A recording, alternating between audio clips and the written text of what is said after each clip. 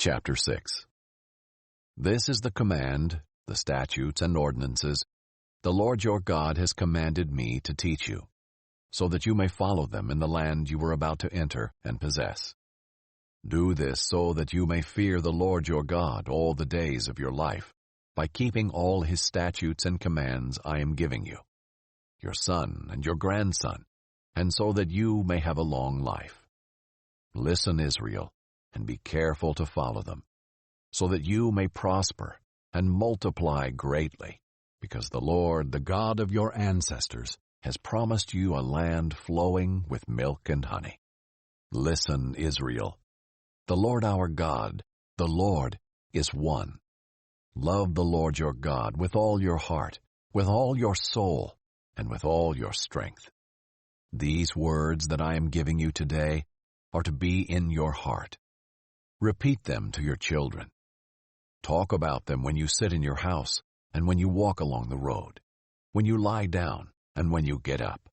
Bind them as a sign on your hand, and let them be a symbol on your forehead. Write them on the doorposts of your house and on your city gates. When the Lord your God brings you into the land he swore to your ancestors, Abraham, Isaac, and Jacob, that he would give you, a land with large and beautiful cities that you did not build, houses full of every good thing that you did not fill them with, cisterns that you did not dig, and vineyards and olive groves that you did not plant. And when you eat and are satisfied, be careful not to forget the Lord who brought you out of the land of Egypt, out of the place of slavery.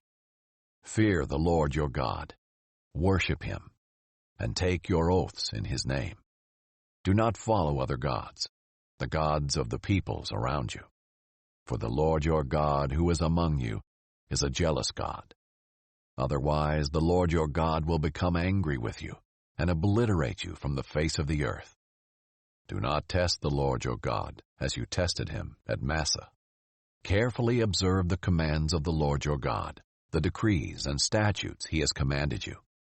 Do what is right and good in the Lord's sight, so that you may prosper, and so that you may enter and possess the good land the Lord your God swore to give your ancestors, by driving out all your enemies before you, as the Lord has said.